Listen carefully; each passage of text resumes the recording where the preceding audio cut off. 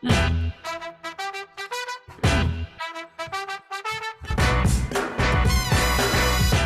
listening to another Woodshop podcast, the okayest podcast of its type.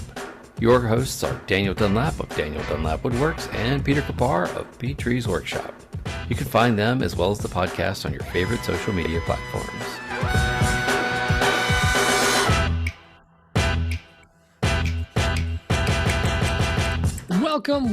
Welcome to episode 168 of another Woodshop podcast, the podcast that was inspired by all the other Woodshop podcasts, hence the name Another, where we struggle daily not to imitate those other podcasts, to ensure you get original, unique, and one-of-a-kind content.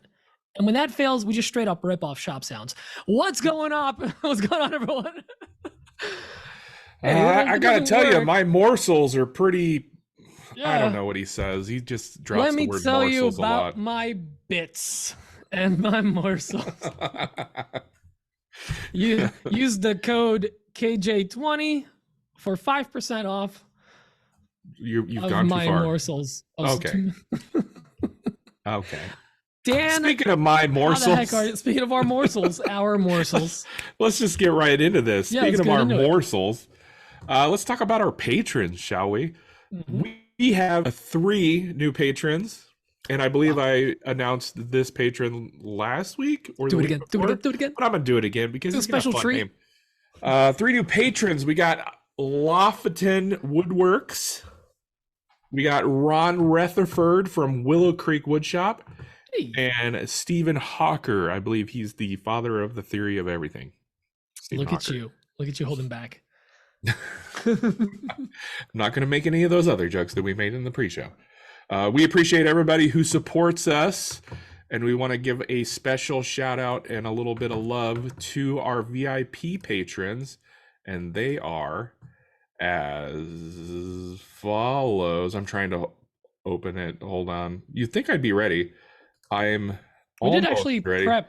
I for was this. ready. Well, the new patrons aren't listed on the same. It's a different list. It's a different list, so I Yeah, gotta no, I get it. quickly. You know, It's a I could probably 407 just Form write down. B. Oh, you I could should. probably just write down the new Yeah, patrons. that. You know what? Why don't we do that? That's a good idea. Who would have thought about writing things down in 2023? That's The liberals what. with their agendas. They're coming after our pens. All right. So dumb. Our VIP patrons are as follows: Victor Aragama, Matthew Hoff of Matthews Woodworking, Nick Brim Woodworking, Matt Maynard are of Patriotic Pines, Steve Iadarola, Daniel Bryson, Bill Burkle of WTB Woodworking, Malcolm over at Bossa Nova Woodworks, Justin at Calvary Customs, Patrick Gensel, Square Splinter, Michael Flickinger, Scott Holland of Elevated Wood Design, Max and Mindy Coons, Stubby K Studio, and Jacob Miller at A Sweet Shop, A Sweet Idea. Apparently, Nice. I don't know. You'll hear it in his question. But thank you to everybody who supports us. Thank you to our VIP patrons. We appreciate you guys. We appreciate all of you. If you want to be a patron, you want to support this nonsense, go to patreon.com/Another Woodshop Podcast and sign up over there. We have a couple tiers. I think we have 4 tiers, 2, 5, 10, and 20. Yeah. The top 3 tiers get the pre-show on audio and the podcast early, I believe. Yeah. And possibly podcast early for the top 3 tiers, and Yes. then you get the pre-show for the top 2 tiers, and in also, audio format. Yeah, and then you also get the when the video and stuff drops, the top 3 tiers get that ahead of everyone else. And VIP patrons, when we remember, because we're not the best at this, They get shirts eventually. they get shirts Very eventually. specific wording there. Also, we will send They those also out. get a little special perk the VIP patrons get. If you happen to see us at one of the maker meetups we go to, Workbench Con, Maker Camp, whatever else we go to, if you come up and you like at least let us know who you are and Open that you're mouth VIP. kiss. Okay. Yep. That as well. Dealer's I was choice. gonna say I will happily buy you a drink. I will happily. I'll buy Like, any of our patrons. I will order you a drink. I will order a drink for you at the bar. You still have to pay for it, but I will order it. That's Pete. He's no. We're down. And honestly, here's the thing: this might be dangerous, but if we're at Maker Camp, and if I'm wearing a fanny pack, there's a very good chance there's a beer inside it. And stickers. And stickers. We need to get podcast stickers soon. I think we're out, aren't we? Out? Oh, I still have a couple. I occasionally throw them in, but I haven't had any in a long time. But at Maker Camp, the camp for makers coming up. Is right. It's coming up. It's coming up. That's one way to put it. I'm excited. I'm really stoked. We're just gonna say the whole podcast. Dude, it's less than 2 months away. It's pretty close. It'll be here before you know it. You're gonna blink and it's gonna be gone. Oh, dude, I'm going away for a week, and then I'm gonna come back and it's gonna be September. It's gonna be crazy. But we have a topic this week. Dan, would you like to talk about the topic a little bit? Yeah. I usually ramble too much, so go. So Pete texted me and he goes, "Hey, do you have any ideas for the topic this week?" And I was like, I don't know. Well, I didn't respond, but I was like thinking to myself, I don't know. So I'm scrolling through TikTok and I happened to stumble across this DIY like drama. Apparently there's a couple of DIYers out there.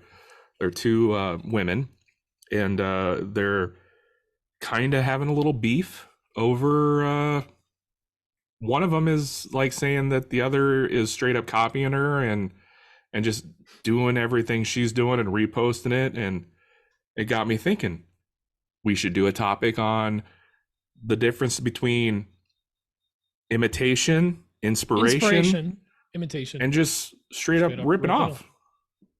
Now, and here we are. To go a little deeper on this drama, because drama is usually it's not always two-sided, but somebody starts it. The drama started when this creator, a 1.9 million subscriber account on TikTok. So this person made a video calling out, like literally doing like, the green screen where they're showing other person's videos, and like, hey, I made this mosaic, and then they made this mosaic, and I painted my room green, and then they painted their room green, and like was like shot for shot showing like my projects, their projects.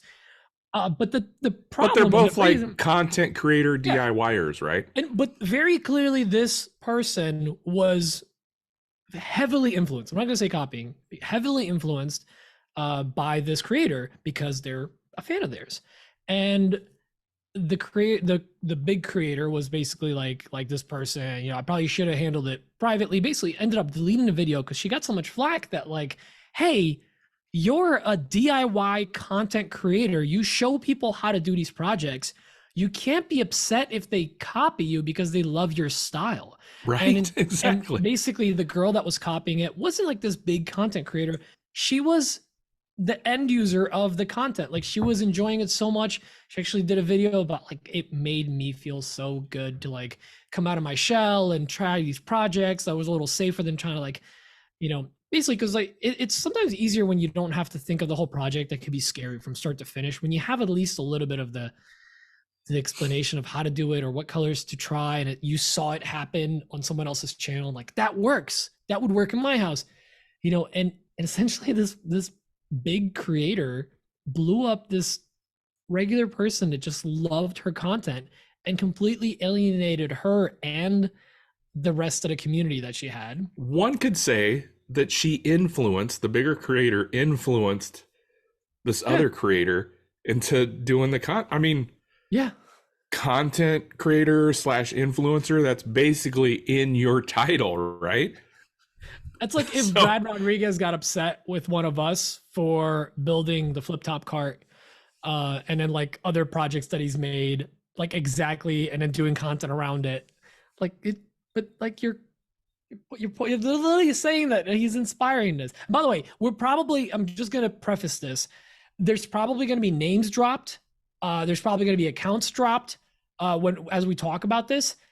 I can confidently speak about this for both of us, Dan. I think if we mention anyone, There is no hard feelings, nothing like that. We might mention people that do similar things that we do to kind of give a reference point, but in no way. Oh, I was going to call out Adam Barnett. Well, that's the Barnett goes up. without saying. That man is a monster. He should be locked up. Love Absolutely. Love you. My favorite test tube baby. Love that guy. If you weren't in the pre-show, you don't get. But I just want to call that out. That if we mention any names, it is in no way malicious, and like we're good. You just wanted to call that out. Hopefully we good. Yeah, unless we get into it. That Mike Coffee making 3D prints. Oh my. Actually, funny story, because we talk about this subject in a group chat, and I sent Justin one of my 3x4 sander holders, and I just straight up threw Coffee's sticker in the box instead of mine. And he's like, "Hey Pete, Coffee's copying your design and selling it too." And Dan thought it was real. He's like, "Wait, yeah, Coffee's selling the same thing you just made."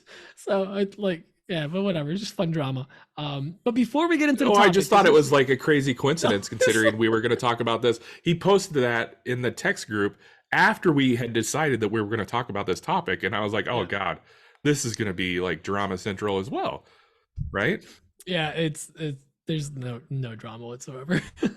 But why don't we listen, before we get into the topic, I think we're gonna rely on the questions to guide the conversation, and we're just gonna kind of go off on that. But why don't we start with a little segment called "What's on my bench?" Oh, that's so nice, Dan. It's good. I like that. So Dan, are you ready, or do you want me to go first? Well, you can go first. My wife just texted me, so I'm trying to field that as well as record a podcast. Okay, that's fine. So I'm gonna go. Pete, what do you got going on? Well, Pete, on my bench. Glad you asked. I'm glad you asked. What a handsome question. So I had kind of a weird week. Got a lot done. Have been very busy, but it's also one of those weeks where like you feel like not all the things that you needed to get done are getting done. It's mainly because I'm going away this weekend and it's like crunch time. It's always crunch time before vacation. But I knocked out a bunch of honey-do list items that have been on like the house reno list since basically we moved in. Like replace faucets, like replace the vent outside for the downstairs bathroom vent. Swap a GFC. I always forget the order of the letters that's outside. And like all these little projects that are supposed to take like an hour or two each one of them took like 3 hours. Because of course, like I pulled the electrical out. Turns out that they just like took a hammer to the OSB and then shoved an electrical box in the wall. I saw that in your stories. I was like, not what even the screwed F? in. It wasn't even like a GFC, whatever.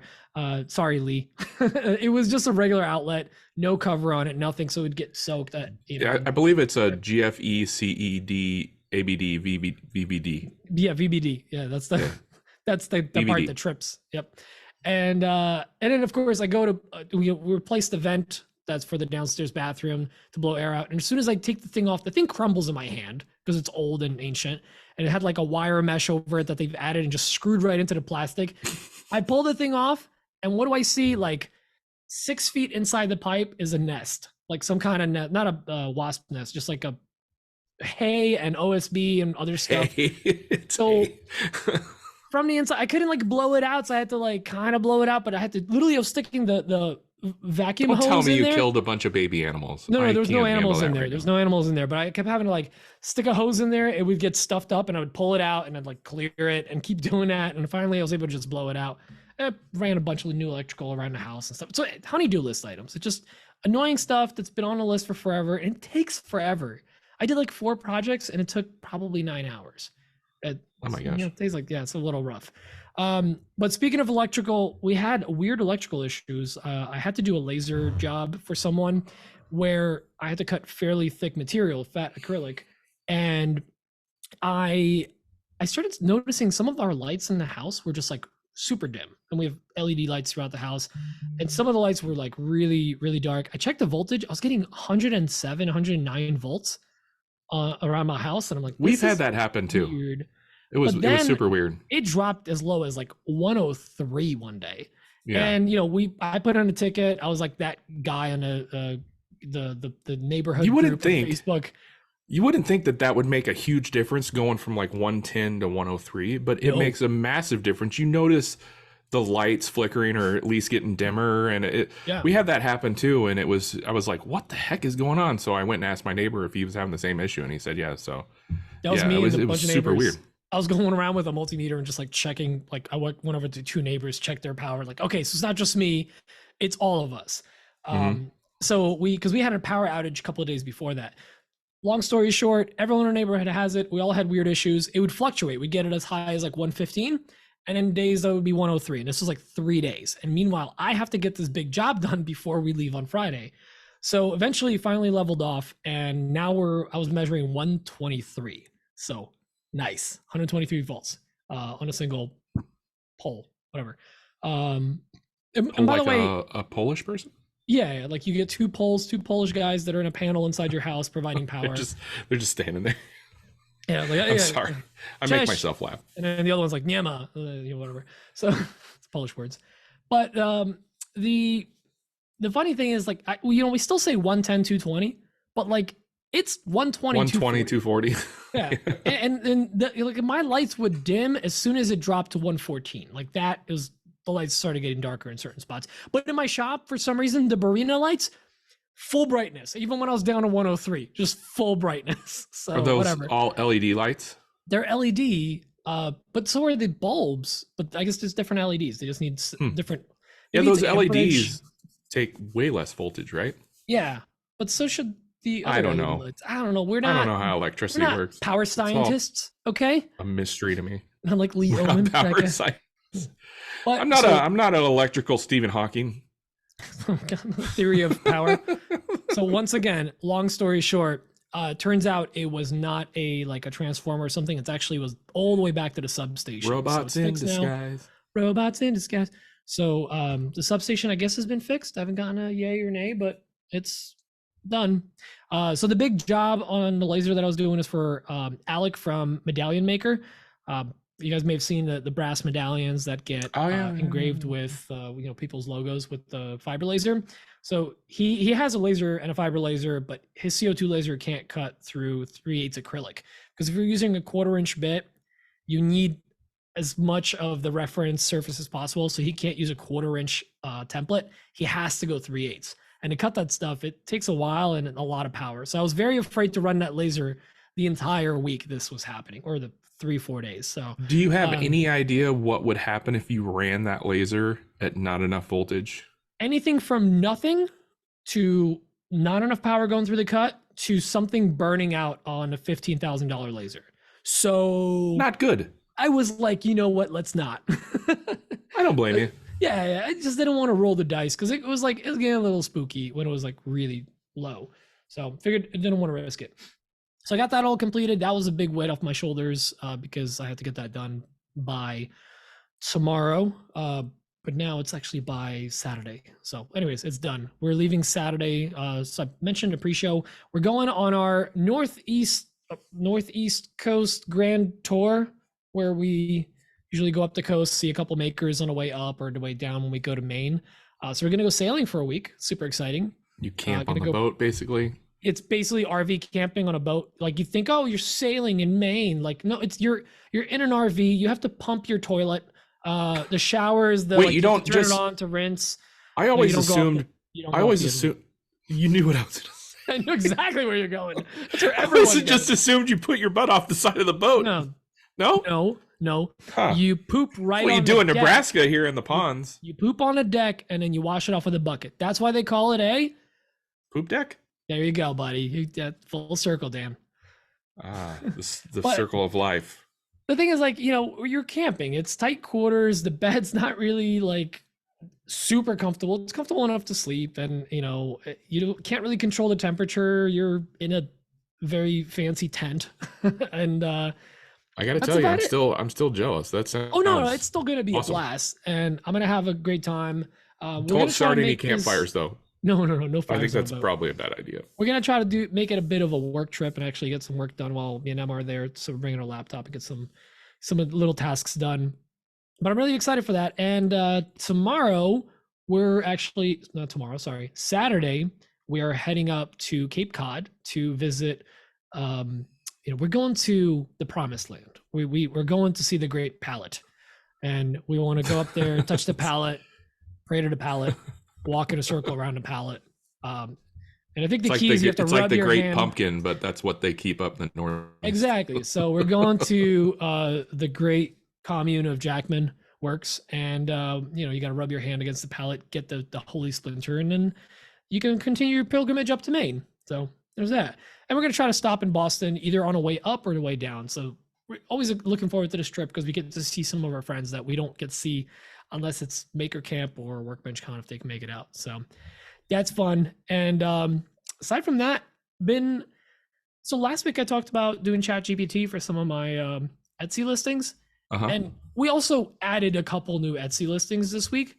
And, I've been saying this for forever. ABL, always be listing.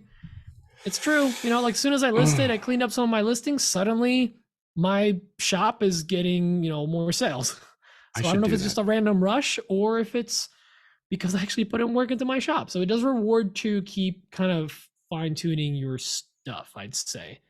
I need to go through my shop and curate probably some of the older listings that every now and then I'll have a listing just go inactive, or some that have sold out that maybe I need to relist because I can just make them really easy. I should do that. That's good reminder. Dumb idea. What if the style becomes people start making YouTube thumbnails but for their items on Etsy, so it'll be pointing whoa with open mouths I will not do that. Yeah. I can't bring this myself tool to will do burn that. down your shop with or whatever. I can't do that. This table will burn down your home and kill your family. No, that's not how you sell. Somehow it sells out. 100,000 sales. But yeah, so we're just having a good time. Emma's back, so that's awesome. I feel like I was able to kind of hand off some of the little administrative stuff. And Emma's back. Emma's back. I'm also working on some back end deals with some sponsors, some relationships that have that started at Workbench Con that are now coming to fruition.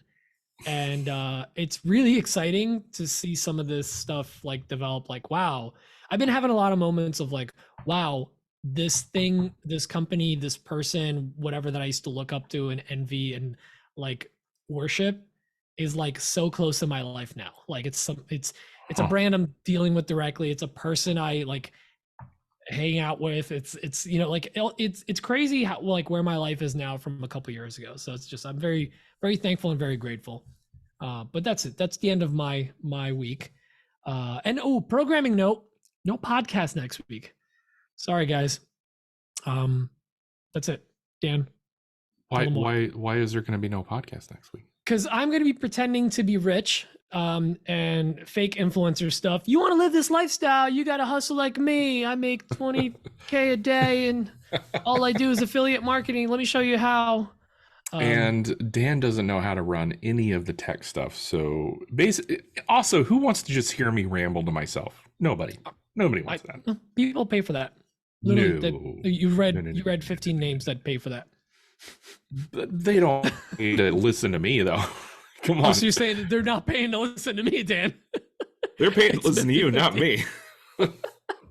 I can't run this ship alone. This is a dual captain ship. Well, it's fine. I'll probably run this thing into an iceberg or something and sink it.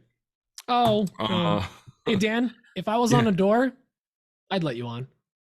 Well, the doors better be big enough, I would imagine. So, well, I don't know. I'm pretty a snug fit. But if you start snoring, right in a drink you go. Can you use the CPAP at sea? I don't know. Probably not. Is there power at sea? It's in the name. It's in the name. It's just a PAP machine then. Oh, God, I hate that joke. You're the worst. I didn't even see that coming. I apologize. Or is it that on the water you use a land PAP machine? This is. God, I hate you. Thank you to all our patrons for Dan, what's on your bench, bro? Dude, well, I'll tell you what's not on my bench. I think I talked about this last week, but I'm gonna talk about it again. A top light? I delivered farmhouse table with the I put 2 extension leaves in it, so the client can use 1 leaf or 2 leaf depending on how wide they want the table. Each leaf is 12 inches wide. That thing came out amazing. That top is gorgeous. And of course, I was telling myself all the way up until the day I delivered it, don't forget to take your camera. Don't forget to take your camera. And guess what I forgot, Pete? Your camera?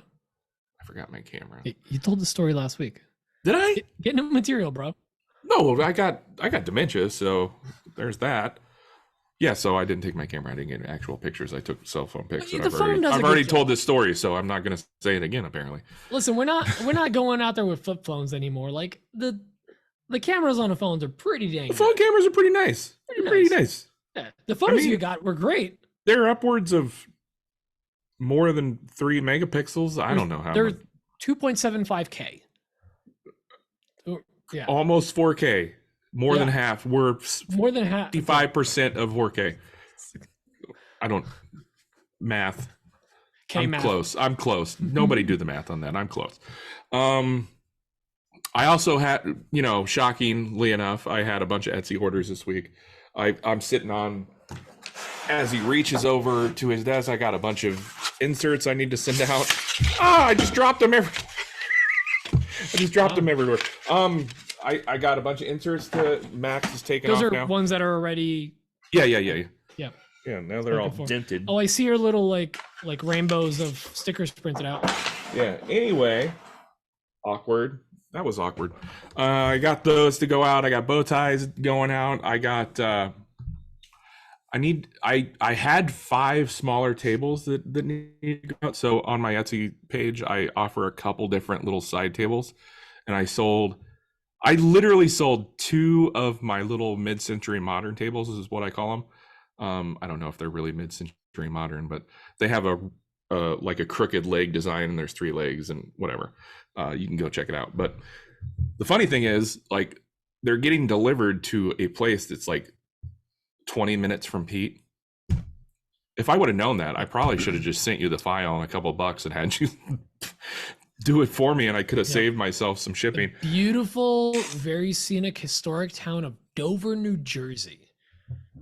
Which is like really close to the town, like name-wise, it's very close. I thought it was the same town there for a second. Because don't you live in something, Dover? I live near Dover. Yeah, thanks for telling everyone where I live, Dan. Well, they can't find you. Everyone knows where you live. That's fine. I live in Bellevue, Nebraska. Come find me. Let's see. So yeah, I sent out 2 of those. I still need to make 3 of those C tables that I make. What's 2 of them? Sorry, what's your hour rate into that? Like, what's your hourly cost of time? Like, why am I asking this weird? How long does it take you to make that table? I'm sorry, I was asking. Which one? The C table? The C table, for example. Man, I don't know if I want to divulge this. I mean, I don't put a whole lot of time into it now because of the CNC. No, the CNC has like really made it simple for me. Are you? It's like you're cutting fillets too. 2-3 hours, yeah. You doing box joints?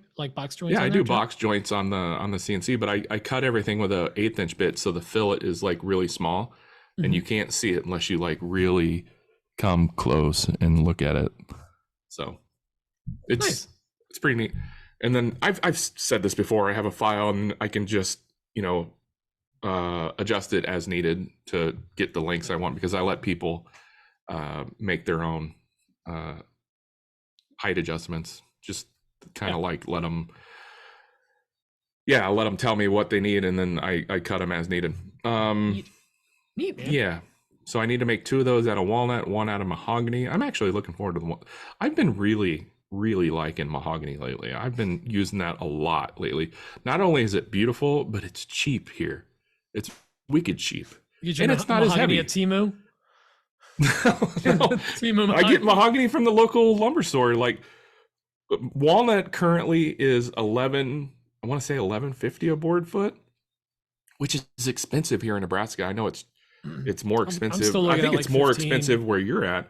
Yeah, it's still like 15. It's $11.50 here, and then mahogany, African mahogany, is like $5 a board foot or less. It's really cheap, and it's beautiful wood. Not only does it have a lot of character, but it's actually good for outdoor use, because mahogany. I don't know if you know this. Mahogany and sapele are from the same family, So they're kind of the same. I think Sapele is just like a little pine and walnut. It's just different colors. It's like, no, it's more, let's be serious here, Peter. It's more like pine and spruce or pine and fir. Like it comes from the same like white oak and red oak. I feel like we need Justin Davies back on here to explain this, but it comes from the same subspecies of tree as whatever. No, I get you. You actually recommended that to me this week. I was like, yeah, it's great. It's great for outdoor. To teak, because I need to do some outdoor furniture. Teak is crazy expensive. It's super expensive. The reason I asked for teak is because I was actually asked to make something for the boat, and the boats are trimmed out in teak, completely in teak. So I was like, I'll just get some teak and a bunch of it. But like, the thing I with also mahogany don't is want to mortgage my house. The thing with mahogany is it's not as dense. I'll tell you that much. It's not as dense, and it's not as filled with oil. The one thing that makes teak super great for outdoors, outside use, is because of the natural oils in the wood. So mahogany doesn't have that, but it's still a great outdoor wood. It doesn't have as much as mahogany, but it's like 1/5 the price. So yeah, I'll take that. I think teak here, last time I looked, when I had to make that shower floor a couple of years ago, it was like $27 a board foot. It's ridiculous. Yeah, that's a lot. Jeez. I found it for $20 a board foot, like reclaimed from another woodworker in town, so I went and got that. But had I known better back then, I would have. Back in my day, I would have just made it out of mahogany or sapele. What else you got going on? I feel like I just rambled a bunch. Not a whole lot. Kids started back to school today, which you love, right? You love getting up fun. At 7. I don't mind getting up at 7 when it's on my terms. You know what I mean? I don't like being forced to get up. I like to get up naturally whenever my body wakes me up. Sometimes it's 7, sometimes it's 6, it's 11. Sometimes it's noon. I like to get up when my body's ready to get up. But when I'm forced to get up, do not like that. So we're back in the school year, so my life just got a little bit worse. It's not that bad. At least you got the kids out of the house, you know? Yeah. I mean, get some judge-free GTA time. Your wife's teaching again. Hey, we don't talk about that. No, it's good. You know, I got the house to myself. What's really great is, and also weird, it's so weird. I was sitting and thinking about this earlier. My daughter is a freshman in high school now. That is absolutely freaking bonkers to me. You know what's more bonkers? She's going to drive next year. She's going to have to learn on a trail bus. I'm glad. No, actually. Only safe car she can drive. I'm gonna throw Pagos on top of the fort. So Nick Brim and his wife just bought his wife a new car, and they're looking at selling their old car. And considering my daughter is 14, going to be 15 in November, she's this close to driving. I'm in talks with Nick Brim about buying his wife's little car for her. That'd be fun. I can't believe we're at this point. Hey, man. I mean, they grow up so fast, right? I remember how I drove when I was a teenager, first driving. Man, I'm terrified, absolutely terrified. So listen, you should be less worried about how she drives and more worried about. I'm worried about all the that things she gets in a car with drive. I'm worried about all the scenarios. Every parenting, one of them. It's so fun. I love it. I can't wait to be a parent. It's apparent that you're not a parent. Anyway, that's it for what's on my bench. I just rambled a lot, so hopefully everybody was able to follow along with that. You said words, man. You said words. I did say words. I'm proud of you for saying words.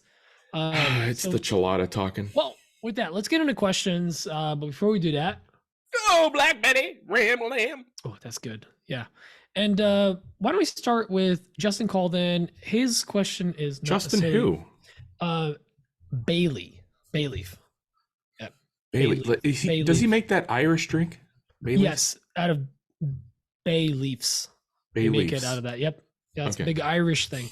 So yeah, his question's not on the topic exactly, but it's a great question, and I really want to address this. So here's Justin. Hey guys, Justin here from Campfire Woodworks with another question for you.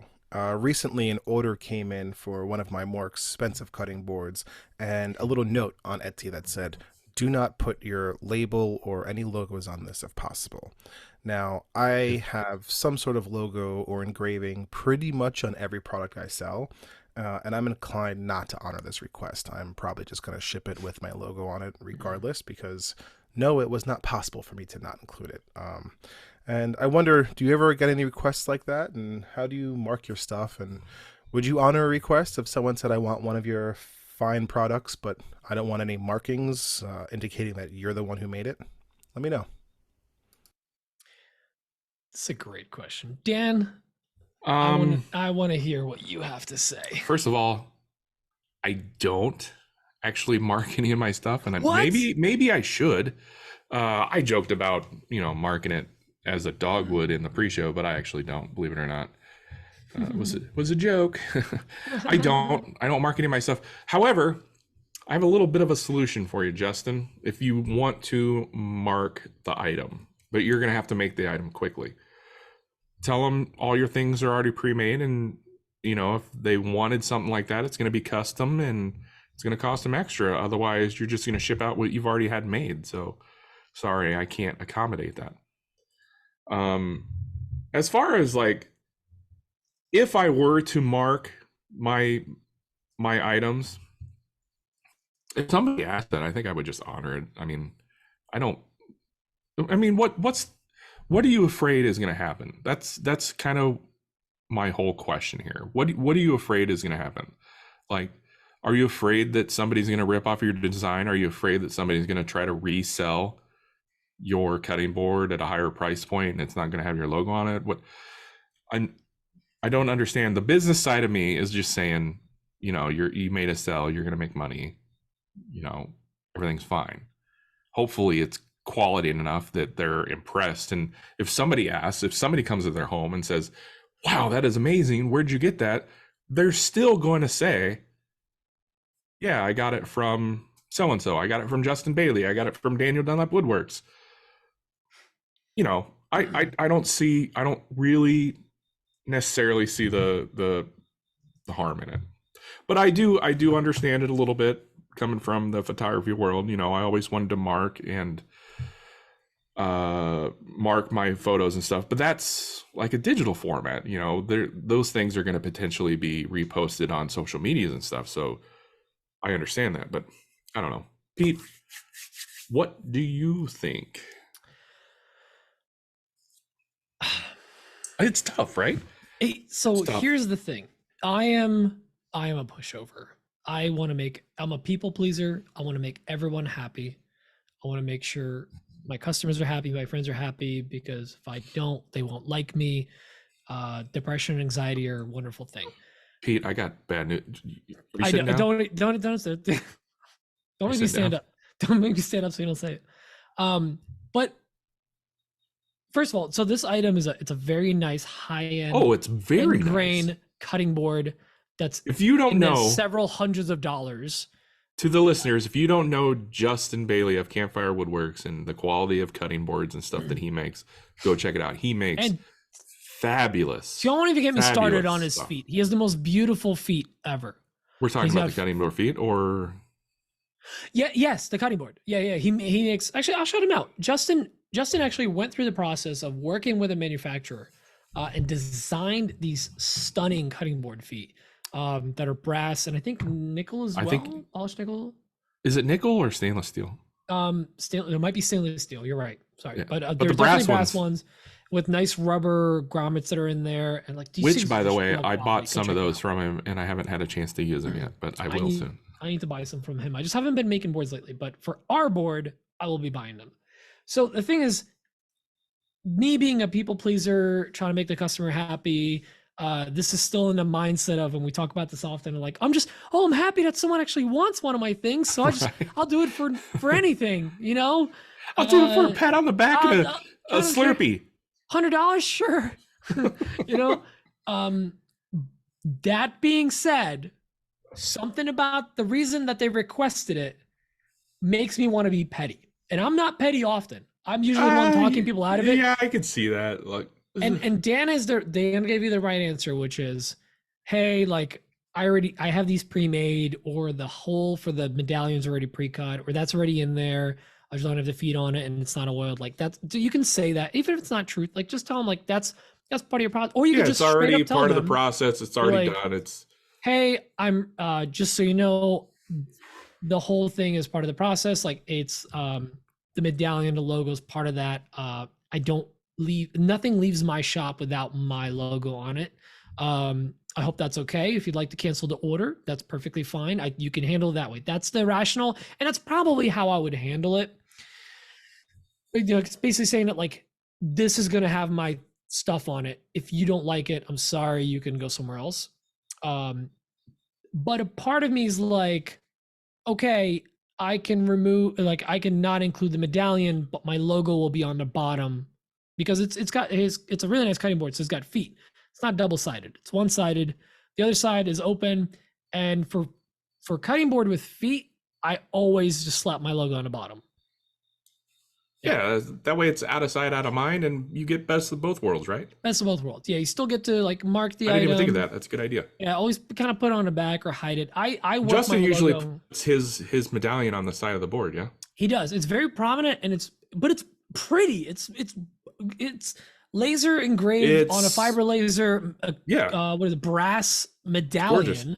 It's not this like, we just lasered his logo or whatever, and like his bunch of words and stuff like that. No, it's a tree with simple lettering there, and it looks really nice. I think honestly, it's Campfire, but it's Campfire. Continue. Oh, it's Campfire. I'm sorry. Why did I think a tree? Sorry. Campfire. Because most woodworkers use a tree in their logo. Maybe that's what I was thinking. The Campfire, and like honestly, don't worry, I got your back, Justin. I do really like his logo. So like it's simple, it's easy, and it's not overwhelming. Now, this might be different for some people whose logos are a little more elaborate. Maybe it's a little too busy. People don't like that. But like Justin's logo is not like busy. It's not ugly. It's simple. It works. That's one of the reasons why you guys may have noticed that. And if you're watching on a camera, I have this logo, which is like a more hexagonal, but it's still got the two mountains and a tree. And then I have the two mountains and a tree. That's called a rhombus. A rhombus? I don't know. Sure. I'm making that up. And that was a design choice that I made a couple of years ago, which was basically to have like Nike's got, the swoosh and Nike below it. But then if you just see the swoosh, it's Nike. Someone told me that once. I'm like, oh, that makes so much sense. There's certain brands that you can just recognize by the symbol. And if you made it that far in life, you're doing pretty good. If people recognize your brand by the logo, even in our community, the there's certain people in our community that you see their like just the icon, not the full logo, and you know who they are. And it doesn't have to be massive, but that's getting outside of the point. So like I engrave everything with just that. I don't actually write Petrie's Workshop. They just get the little logo there. But Justin, I would either honestly, and this is genuine advice, I would either be petty and do it anyways, or put it somewhere. Great business advice. Be petty. Or the thing is, it's not being petty. It's being proud of your work and not be bullied into not branding your beautiful work. That's the way I see it. And it's not so much being petty, it's just being like, I just found the wording funny. Yeah, more petty than like you're more proud of the work than you need that money. Let's put it that way. I will say this. I believe he sold the board through Etsy, through his Etsy store. So it's almost tough to say, you know what, if you don't want this simple little thing, I'm going to cancel your order because you see the money in your account on Etsy. And it's like, it's hard to say, okay, I don't want that money. And Justin charges a fair price. A fair price. And it's a lot, but it's fair because these boards are beautiful. Yeah. So it's tough to say, okay, I don't want your money if you don't want my logo. So he's got himself in a tough situation here. I think your best bet is to tell him, hey, sorry, these are already pre-made and it's either this way, or if you want one of my boards, you're gonna have to custom order one. Yeah. Or and again, you can't really do this on Etsy because it's a little hard to do the add-on after the fact, but you can charge extra to not have your logo on something. That's an okay business move as well. You know? That I agree, but that is gonna be hard to. It's a hard sell, but again, It's gonna be hard to do on Etsy with somebody who's already. You won't be able to do it with Etsy, but if this ever comes up and someone's like, "Hey, I want like 5 of these, but can you just put no logos on it at all? Like, I just want it this way." Just be like, just proudly say, don't be like disappointed or whatever. Just say, everything that leaves my shop has my brand on it. I'm sorry if you don't like it, but like that's just what it is, and it's. I wouldn't even go that far. I'd just say, yeah, I can do that. It's going to be a custom order, and here's going to be the price. Or that, yeah. Or just say that, like, if you want me to remove it, there would be a cost associated with that. I mean, if they don't like it, they don't like it. You already lost a customer if you're going to tell them no, initially. So maybe we can segue this into the topic, because it kind of can roll into that, because if you don't want your logo on there, you're not going to get credit after the fact, possibly. Oh, good. And somebody is going to take that idea and maybe try to recreate it. Oh, nice. Yeah. Maybe that's what he's worried about. You've got something there. So why don't I don't know. So why don't we jump into the other questions we got? Next one is from Horndog Maps, Mitch Hale. What's up, guys? This is Mitch from Horndog Maps, and I want to talk a little bit about my experience with inspiration. So I make 3D laser cut lake maps, and what inspired me was I had seen something very similar. Someone had done a lake, but they built it up out of construction paper, and so it was up like a mountain instead of down like a lake. And I wanted one for myself, but I wanted it out of wood, and I wanted it a little bit stronger. So I bought a cheap scroll, so I cut out my own, and then people saw it, and then they wanted theirs as well. So I cut a couple of them, and it was terrible. So then I started doing some research, and I found out you can cut them out of a laser.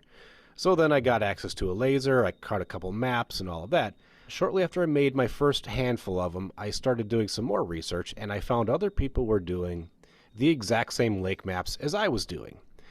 The colors were different, the styles were slightly different, but the general idea of them was exactly the same. I had never seen those before, but I was parallel thinking between me and between them. So it's kind of like when you're making a chair. At the end of the day, a chair is 4 legs, a place for your butt, and a place for your back. And there's variations here and there. But there's going to be some overlap between different people's styles. That's not always stealing. Sometimes it's just parallel thinking. Absolutely. Oh my God, I love that phrase. Because like it basically, parallel thinking just sums up our entire topic into. Yeah, basically, why are we even doing a show now? We could just wrap this up now. So guys, thanks for joining us. Remember, no show notes. No, he's 100% right. I mean, 100%. There have been so many things done in the woodworking or making field. Like, you're bound to come up with something that's been done before and you don't even realize it. I mean, heck, it happened to me a couple months ago. I bought a slab. I got an idea. I was going to execute this idea eventually. And then like 2 weeks later, I saw somebody else do the same thing, and I was like, oh, come on, I had this idea. Well, obviously, they didn't rip it off from me because I haven't even put out the idea into the world. They just came up with the idea on their own. And that's basically parallel thinking. Yeah. Right? Yeah. No, it's listen, we've said this before on the podcast. There's very few ideas that are going to be original. Mm-hmm. There's very few ideas that you're going to come up with that have really just genuinely never been done before. Ben Pike, Wobie, starts making tables out of skateboards. Like, whoa, that's so cool. I can't believe no one's ever done that before. It's been done before. Ben's just the loudest one. Not the loudest one, but also factually fair. The loudest one. That's fair. But like, just the right place, right time type of thing. Like everyone thinks that Ben invented those. And again, I'm going to go back to the whole, like, I'm going to mention some names, but none of those are like meant as like a negative comment. Like, there's plenty, what's his name? Shefko. Oh, I'm blanking on the name. He's up in Canada in Alberta, I think. He also makes some skateboard furniture, and it's also beautiful. A lot of people do Oh, it. I don't know how to say his name. It's SCS. Yes, it's like Shefko or something. Zetso. Setso. So I'm going straight to Polish names. SCETSO, I believe. Yeah. Why am I blanking on this? Dan, look this up while I talk. All right. But you know, like there's most of the ideas we have are not original. Dan's not the first guy to make ZCIs or bow ties. Or bow ties.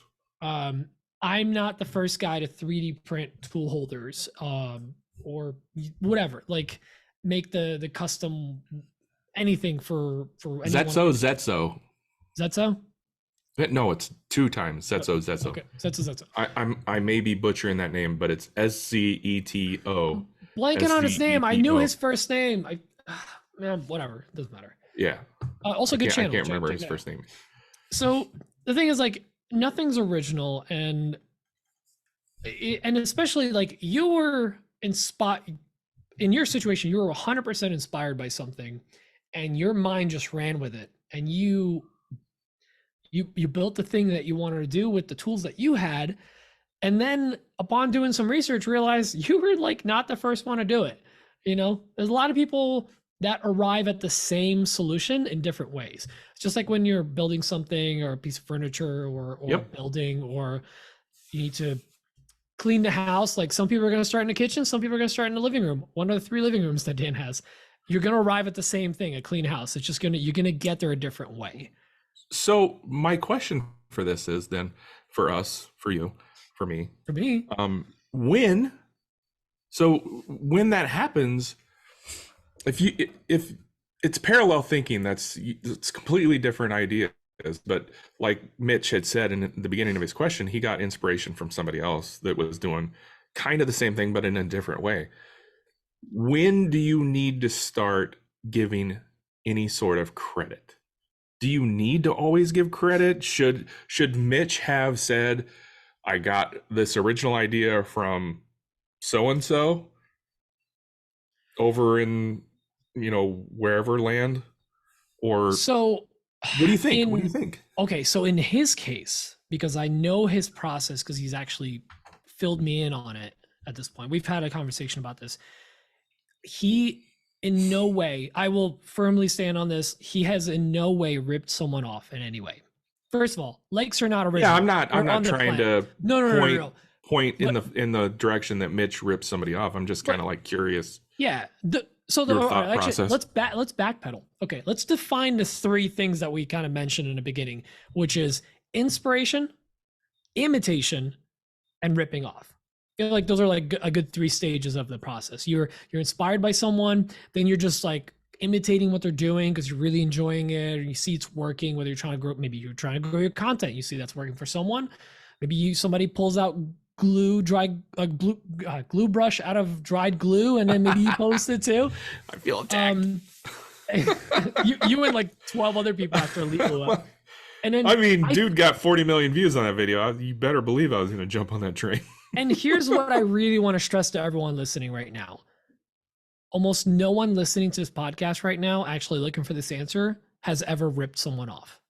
And the reason is if you're ripping someone off, you're actively, meaning you're fully aware of the fact that you are taking advantage of a situation, and you're ripping someone off and taking business away from someone else with their design, 100% their design or their style or something, and calling it your own.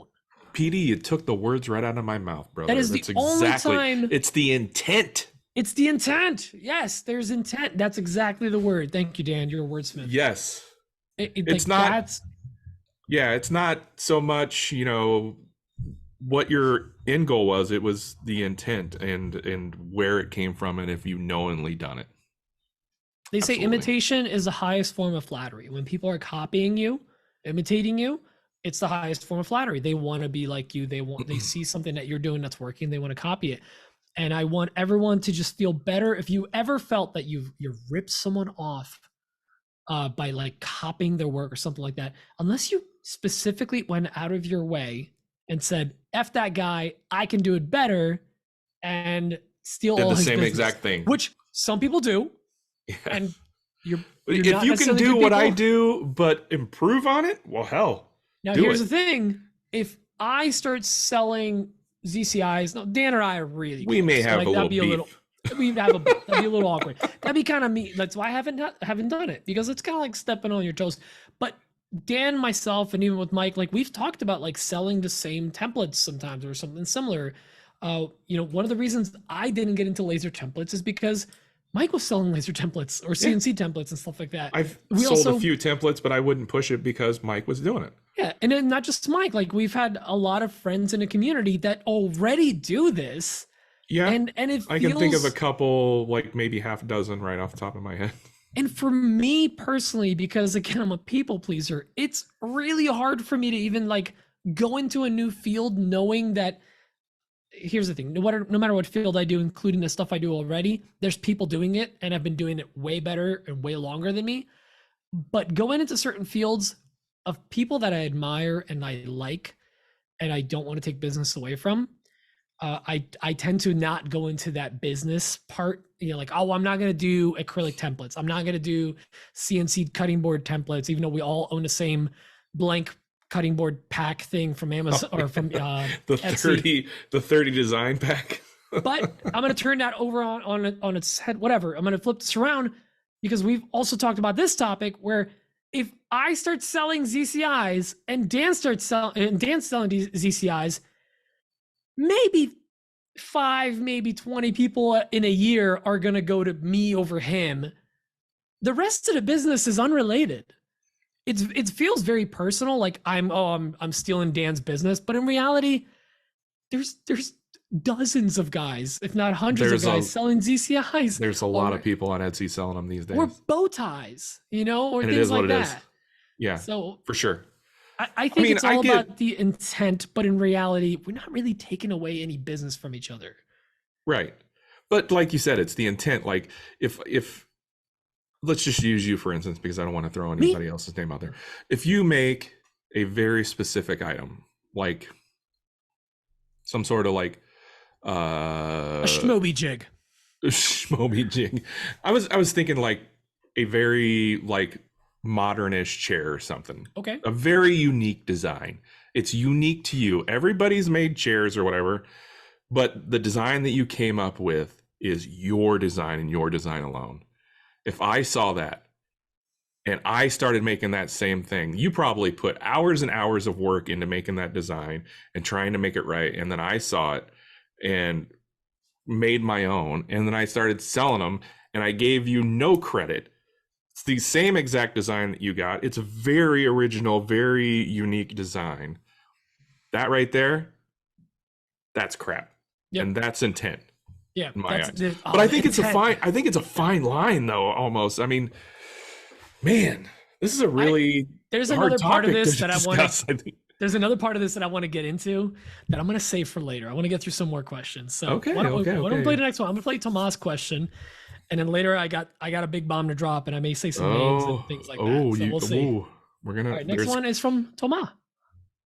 You've been hit by a smooth French. Hey guys, alright, my question for tonight is the following. Imagine you are strolling on the beach. The sun is warm, but there is just enough wind to keep you cool. Seagulls are soaring into the setting sun.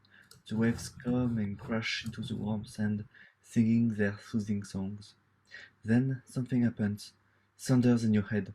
Your brain takes the control of your senses. Time freezes. A warm light seems to shine deep into your consciousness. It grows and grows. It's overwhelming, and suddenly you are back on the shore with wet feet and a lost gaze. Your brain just pooped an idea. It's the one that will make your Etsy like a store on Black Friday. Just to be sure, you Google your idea and someone makes a similar product already. What do? You make it cooler, cheaper, better? Alright, bye. That's tough, Thomas. I've been there before. I thought I came up with a really great idea a couple months ago. And I think I talked about it on the podcast briefly. If you Google a Lubin lock, it's a little lock. Watch your mouth. Privacy browsing, please. It's a game. It came with 3 sticks. They usually look like Lincoln logs, and they fit together perfectly in such a way. and in a very unique orientation. That when they're together, they kind of look like they'd be a cool table base. And I think I saw the toy. I saw the toy.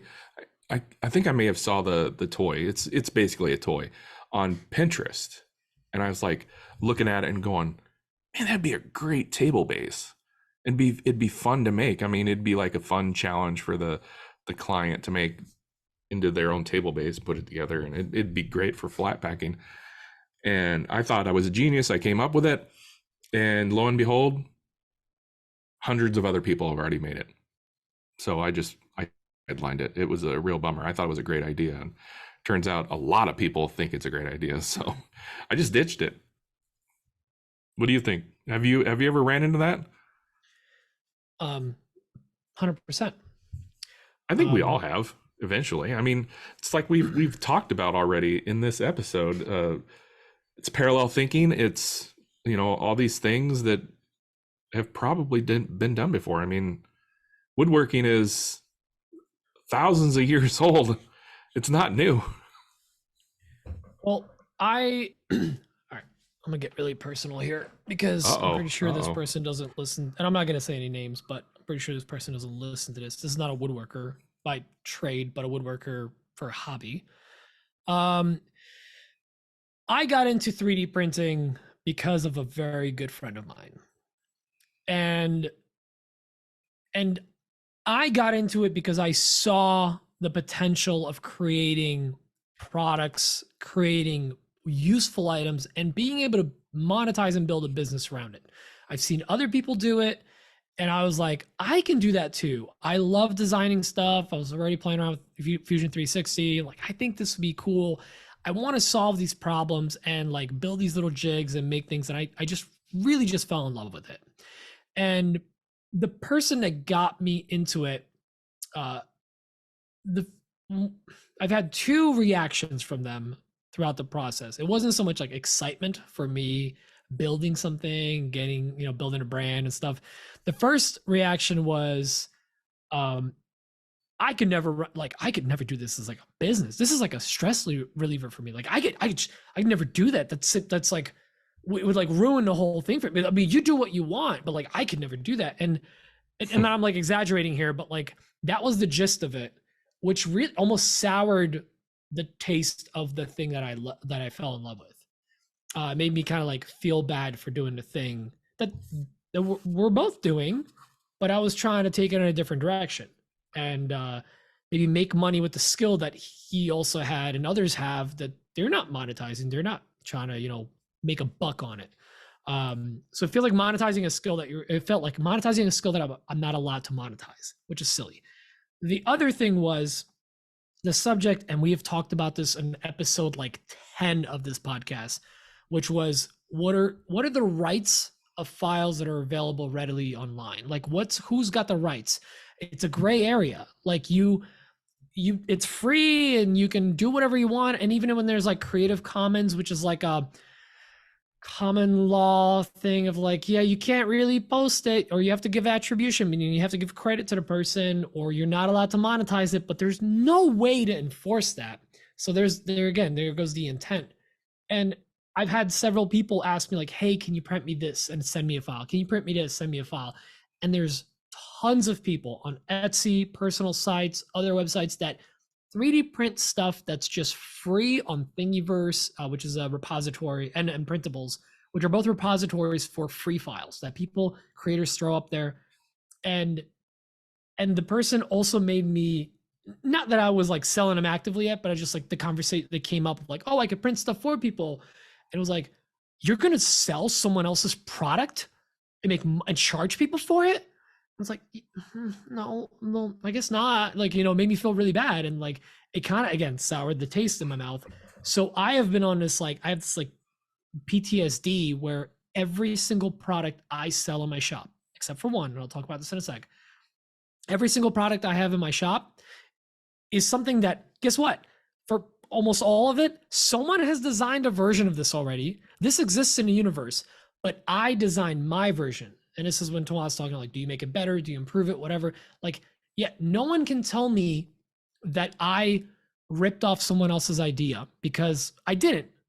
I got inspired by someone. This is also not something that's new. Let's say a fence for my CNC. People have been making them out of MDF or wood or whatever. People 3D print them, and I made my own. I made my own version. I put my logo on it, you know, and I won't remove it for any extra money if somebody requests it, Justin. But like, it's something that I like now. If I get into a product, I refuse. Like, if Dan goes like, "Oh, I don't want to sell this file. Do you want to sell it?" Like, someone sent me, and I'm not going to name their names. They sent me the file for the Cobalt tool and battery holders. I don't sell it. I didn't design it. It doesn't feel right.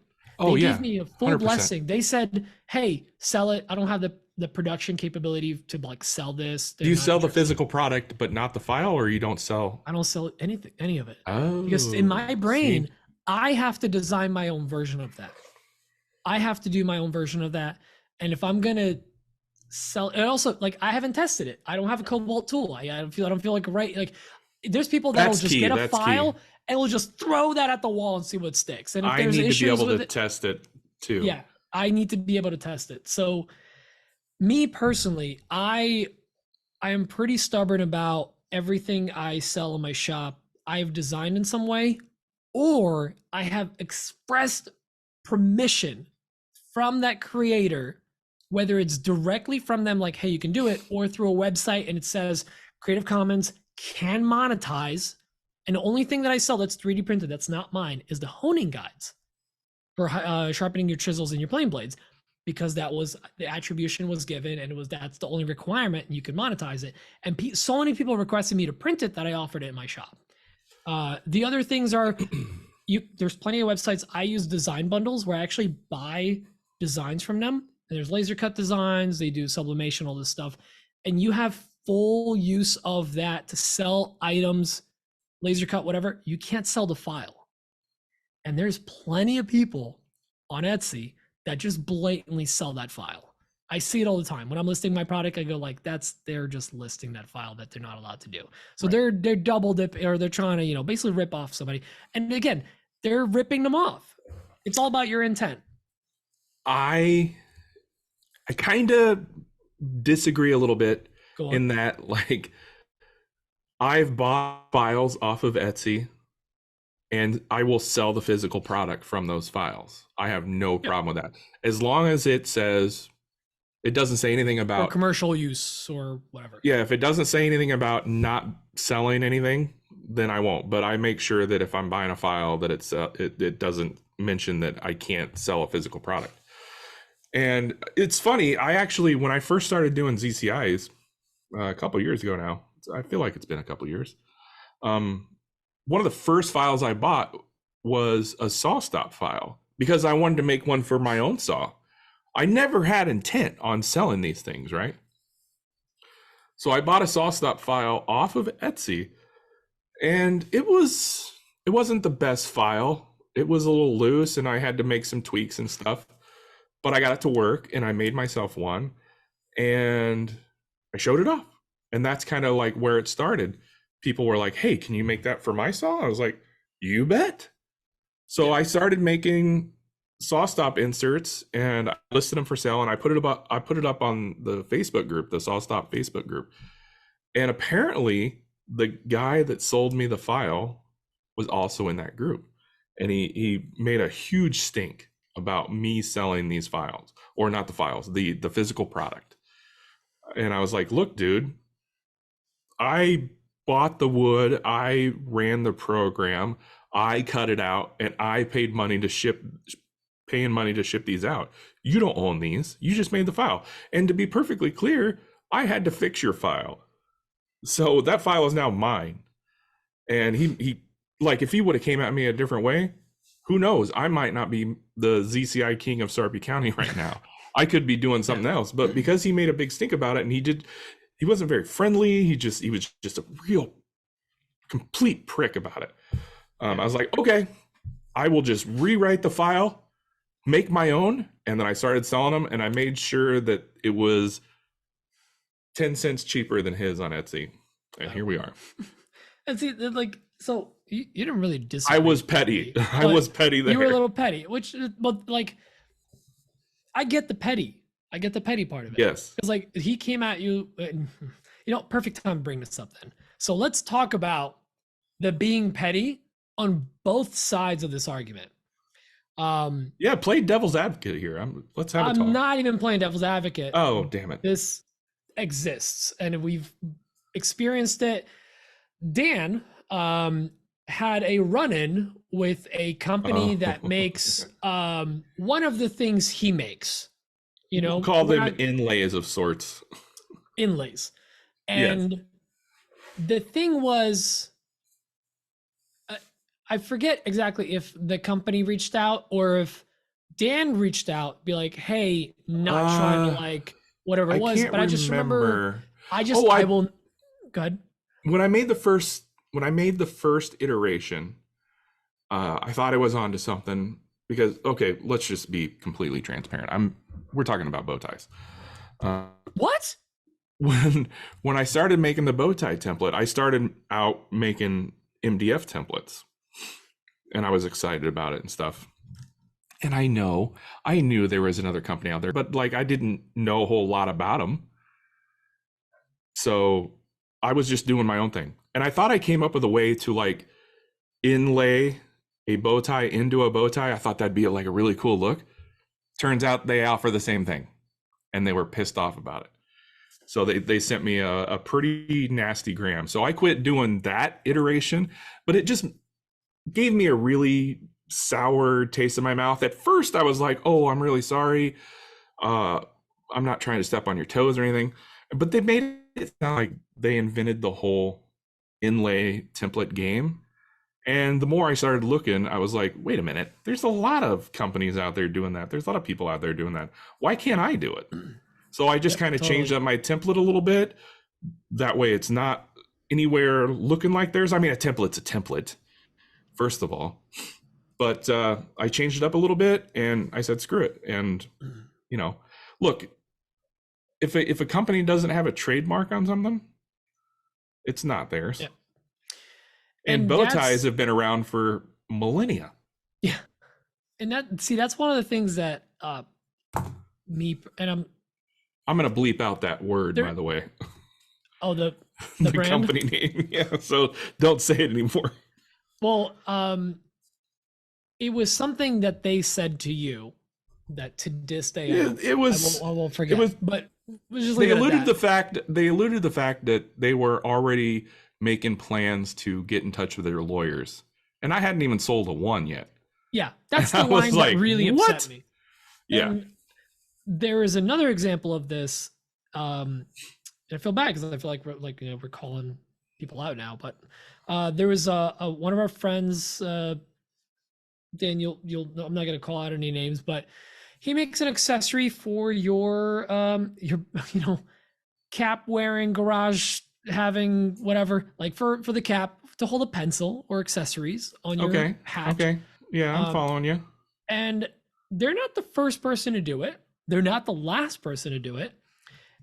But the person that makes the alternate version that was kind of establishing in the community did not like that. Not only did they not like that, some of their friends didn't like that. Some of their the old mob mentality. Some of their friends even reached out to me that I was shouting out my friend for this product. And I was very polite about it. It was not petty at all. It was very polite, dismissed it, not dismissed it, but like addressed the issue. But at the end of the day, no one owns a patent on this. No one has the right to like, oh, this is like the one all be all, because there's the other person that makes it also isn't the first person to design something like this, and they're all great products and everyone's got their own little approach with it. And the part that I'm having a really hard time talking about this without being a complete D-bag to the people on the receiving end. And I get, because I've been there. I've been the person that's been what I felt like ripped off. Mm-hmm. I've seen people make something even after speaking with me and me kind of coaching them and helping them out with some settings and how to make something, make a product that is a direct competitor to mine. Oh, that reminds me of something. But I have never reached out to any of those people. Despite sometimes feeling like I feel like I should like politely say something, but then seeing all the examples of other people or other communities like reaching out to someone new in the community, like it just isn't right, and it trumps what we're all about. It completely destroys the whole thing of like being creative, being a maker, solving problems, and like you at some point, yes, there's the whole ripping off thing, and that's an intent thing. But when you're not, it's just imitation. There's other people that are going to make the same product you make, and it's okay. And approaching them about it when they're clearly not trying to be malicious, I feel like is wrong too. Now, if you reply to them and like, hey, that looks very similar, like, to our product. Just, I don't know if you knew that we make this as well. I just wanted to shout that out. Like, I'm not telling you to not do it, but just so you know, we're a small business. We do this. It's just me and my wife. This is kind of our livelihood. Exactly. I respect what you do. I'm not telling you to stop. I just wanted to put that out there. I don't know if you're aware of me. I feel like a lot of these issues could be solved just by the way you approach the other person, or whatever. And then there's the other side of this. Approaching with kindness, could solve a lot of things. Approach with kindness. But if the other person goes, yeah, you don't know the patent, I can do whatever I want, F off, block. That's now ripping off. That's intent. That's intent to be a D-bag. And you don't want to do that. And and I get it, it can be a fine line sometimes, but it's really not. It's a big old chasm. Like you're either a D-bag or you're not. I'm just gonna leave it at that. Like what's your intent? And then there's the whole legal issue that we don't have the education or the degrees to back any of this up. But like, if you don't have a trademark on something, or if you don't have a copyright on something, do you really own it? If you want to get all legal about it, screw, thinking about morals or whatever, or just being a kind person. If they don't have a patent on it, is it really theirs? You can do it, right? Yeah. If you want to be a complete jerk. But exactly, it's like we were talking about. If you want to approach it with kindness, and you could probably like work something out. And Dan brought up a good point of like, if you see someone make something that's, I don't want to say subpar, because they put in work to that item, but something that like it doesn't actually work 100% or doesn't quite fit as well. And if you just design, because like sometimes, okay, if you get a 2D file, that's one thing. You get the lines and you can tweak them, right? You can tweak stuff on there. If you get a 3D printed file, a lot of times you're just getting an STL. You're not getting the actual design file. So it's not like you can just sit there and modify that thing to work. The more complicated the file gets, the more, great example, Dan. So the more complicated the file gets, the more, or the harder it is to just like rip it off. But Dan, you just grabbed something, which is a good example. It reminded me of this. If you're not watching the video, I'm holding up. Wow, that looks like that thing that my buddy Donnie built. The wine rack. Why'd you rip it off? I got inspiration from Donnie, and I shouted him out in my stories when I was prototyping this. Donnie has Designs by Donnie. I forget his last name, but most people know who Designs by Donnie is. He has a wine. The king of templates. A wine rack design. And quite frankly, I don't think he owns that design. I've seen it other places, and at like Dillard's and other stores and stuff. But anyway, he's got one that's really solid. It looks like this, but it's solid all the way through. It's the same thing. It's multiple layers and you glue them up. Yeah, and it looks great. It looks awesome. And I thought, man, I'd like to do that because I just think it's cool. And when I made it, I was like, man, this is just a lot of sanding. It's just too much wood, and it's not cost effective. I can't do it. And I was sharing all this in stories, and Trevor Davies reached out to me and said, hey, why don't you just do it with the front two and put dowels in between? I was like, oh damn, that's brilliant. It's lighter. Also, Dan, if you're gonna have it in your background, please put some wine in there. I really Just buy some cheap all wine, But just so anyways, it's on there. this I came up with this because of Designs by Donnie's his post, and it took some iterations, and I changed it up quite a bit, I think, and I've never released the files for that, and I see other people making it now. I was the first person to make this style, I'm glad now you I see brought other up- people making it. And I'm really glad you brought up Donnie, and here's why. Donnie to me is like, he is the king of templates. Like, the guy he's making a killing because he's doing all his content is template based. He markets it really well. He links everything to a product in his shop. He's killing it. Yeah. And I'll use him as an example. Like, I've talked about this before. Sometimes when you see people succeed, you have two reactions.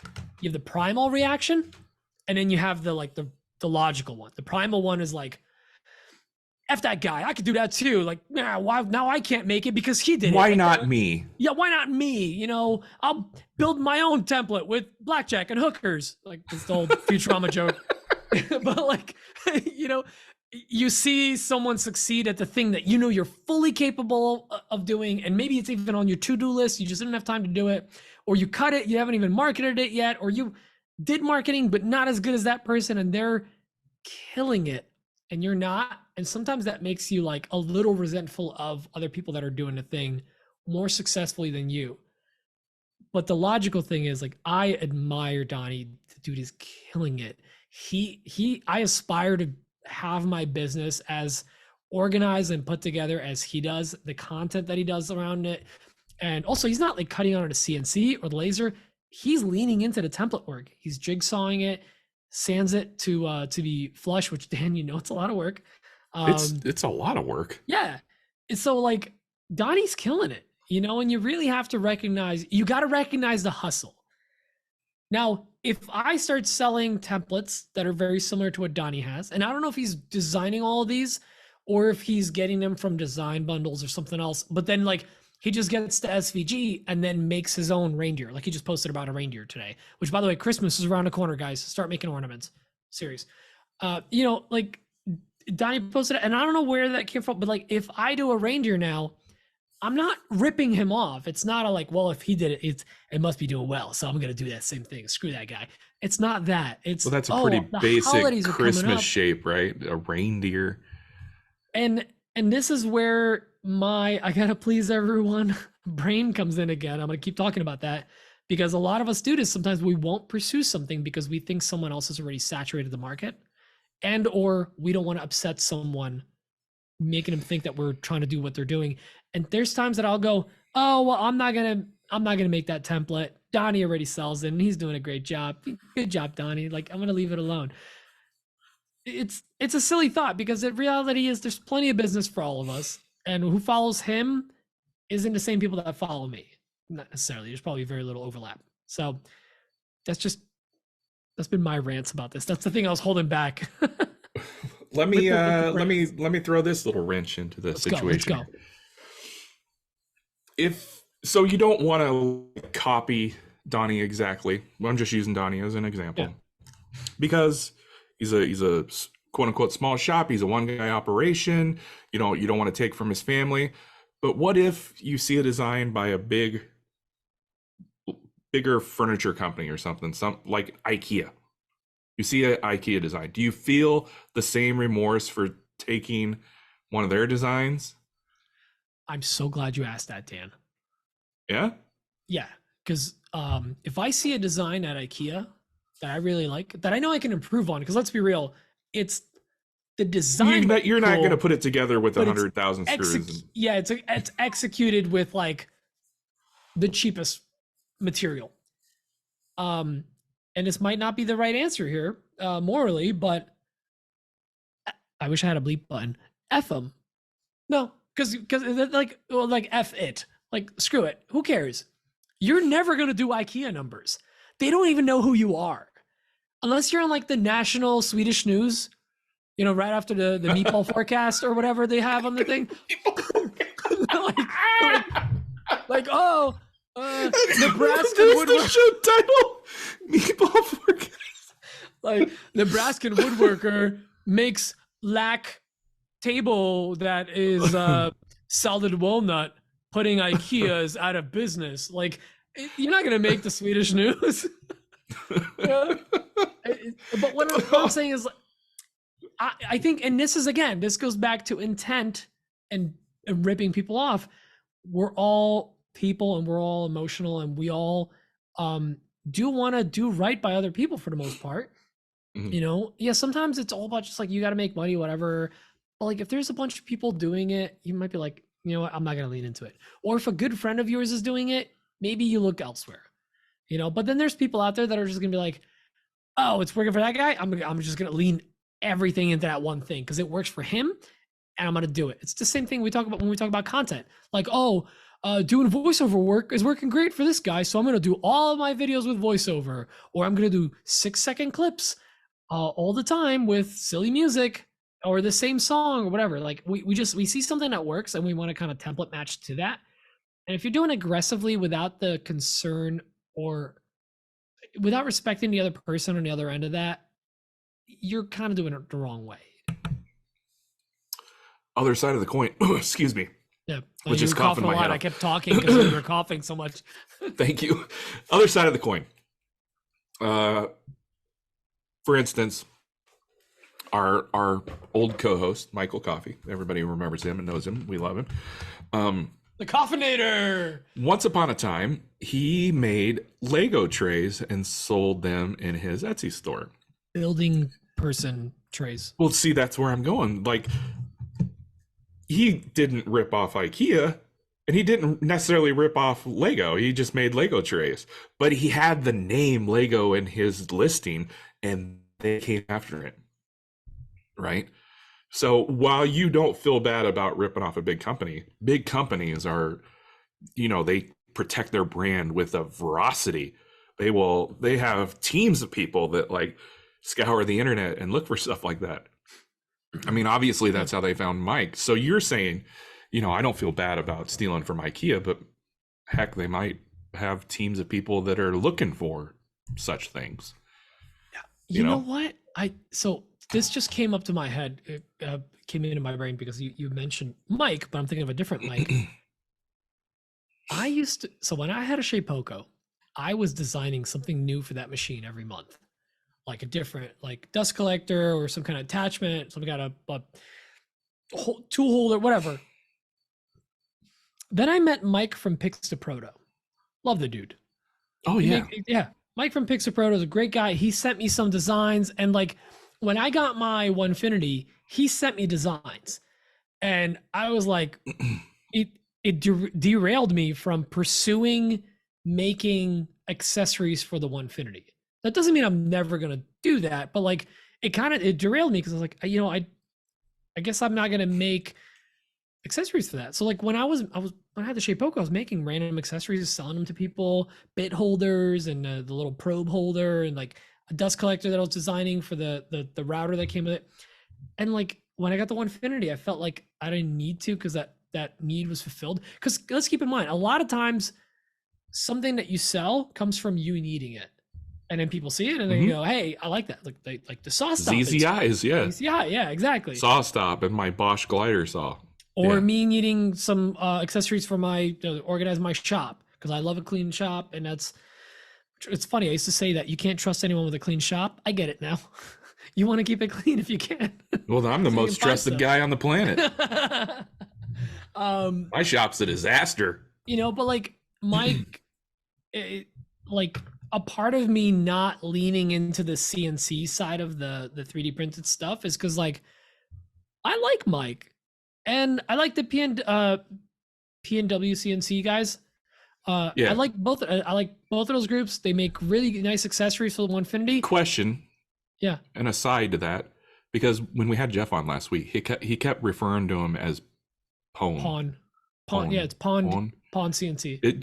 Do you say it like that, or do you just say PNW? I was spelling it out. PWN. Yeah, it's Pawn, I think.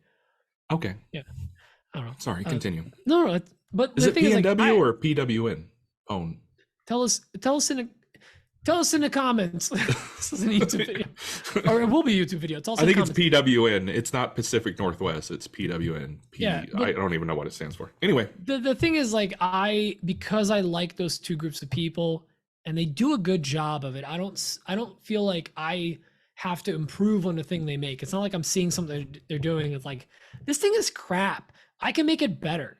Like, why does it do this and not this? Then I would feel like, really, I need to, like, all right, I need to improve on this. yeah. Because I've downloaded files like for the tool holders off of Thingiverse and whatever, and I tried them. Like, this is either loose or crappy or weird, or like it doesn't really fit well, and I would just design my own because I got basically frustrated with it.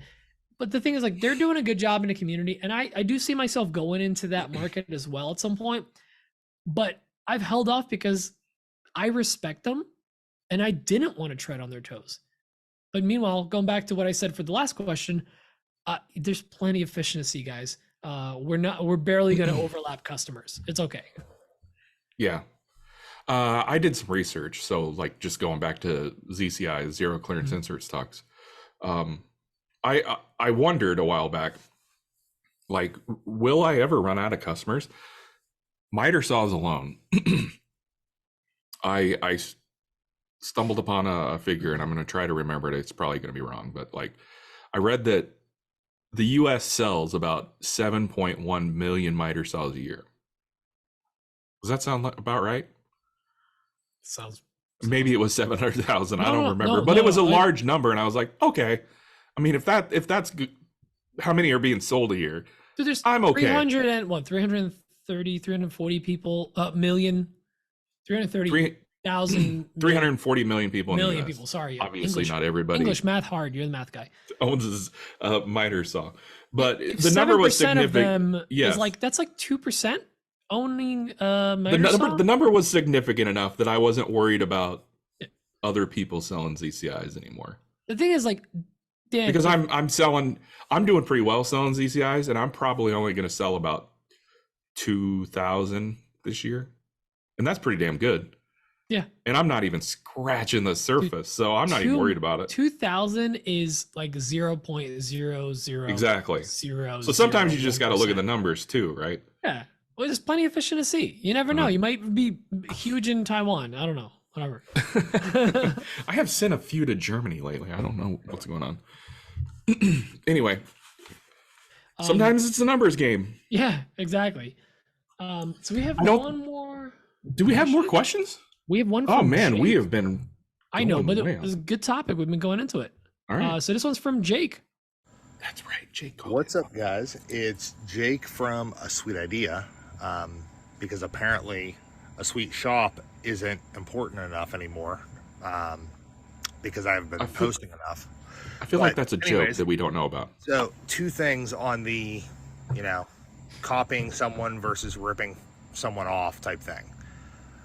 When it comes to products, content, anything along those lines, I look at it this way. If you see somebody post something or see somebody do something that you know you can improve on and make better and do better for yourself, go for it. But on the flip side, if you are straight up copying one for one, putting no work and effort into it, that's more of an issue. Yes. Just as an example, I'm not even going to mention any names, but there's a woodworker that I follow that straight up ripped a John Malecki TikTok off a while back. Probably two moose. Literally didn't even wait 24 hours after John posted it. And then posted the same exact thing, just in his own way. That to me is like a ripoff. But if you're taking someone else's idea, whether it's content, product, whatever, and you can improve upon it and make it better for somebody else and make it better for yourself, go for it. Yeah. I mean, I agree.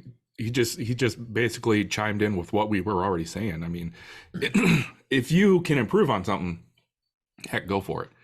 But if you're not improving on it and you're just simply trying to get the same numbers or get a piece of the pie that somebody else is getting by not changing anything, I mean, it's, you know, it comes down to intent. You're intending to steal or take away from somebody else. So 100% agree, Jake. I mean, listen, if we just made a product that works and we never improved it, we'd be in a terrible spot as a we'd still be using rocks as tools. A planet. Yeah, like people wouldn't be improving things. We'd be what, North Korea or Russia? I don't know. Ouch. I lost some listeners there. We're huge in North Korea. Sorry, Sergey. But like, that's the reality of it. Like, if you're not improving, you're stagnant. And there's plenty of products that you'll see something be like the popular thing, and then someone improves it with one little thing. Like today, perfect example. We're going on a boat, and there's a 12-volt DC like car adapter thing, and I need to charge my laptop when I'm going on a trip. So I bought a little like DC to AC adapter. I looked at probably 20 of them. I bought the one that said the newest, and it included a USB-C. Everything else was USBs and a regular AC plug.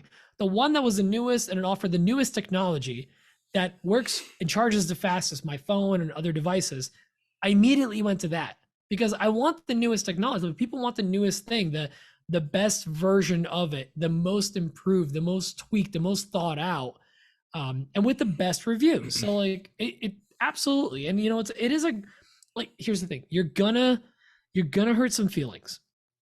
Even if you're not intentionally trying to take over someone else's business, can be brutal. Hurt some feelings. And if someone's getting their feelings hurt without you even like knowing they existed, and they're coming at you, they're in the wrong. They're in the wrong. That's just the way I see it. Like, if you're you're not intentionally trying to take away their business, you made a thing for yourself, or the community asks you to do it. Dude, I get asked to make things all the time, and sometimes I don't because like I see it already in a community. There's other people that make it, so I don't want to like tread on their toes. But the reality is, someone's asking me to do it, and I make the item, and then I sell it.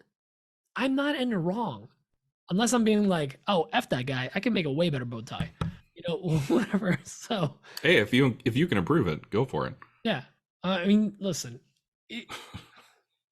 Yes, Jake. Yes, you can improve on things, and unfortunately, you're occasionally going to hurt some feelings. Just go into it with the right attitude, and I think you're going to be okay. Is that the last of our questions? That is the last of our questions. All right. Well, let's. All right. So next question's from. Really? No. We're in this at like an hour and 30, an hour and 40, I think. Which has actually been kind of our average. It has been. We ramble a lot, and that's kind of what I wanted to like wrap up a little bit here and throw out some final thoughts. Oh. I was gonna say, can you like summarize the episode? Oh yeah. No. There you go. I was literally gonna ask you to do it. Perfect. We should just do that without having to say it. Here's the bottom line. Pete and I are just two guys sharing our opinions on things. We don't necessarily. I did. We don't necessarily have all the right answers. We just have our opinions. And if you agree or disagree, we'd love to hear from you. Please send us some, what do we call it? Offcuts? Offcuts. Send us some offcuts with your... Because kickback was taken. We don't want to rip them off. And we don't want to rip them off. Oh my God, I didn't even think of that.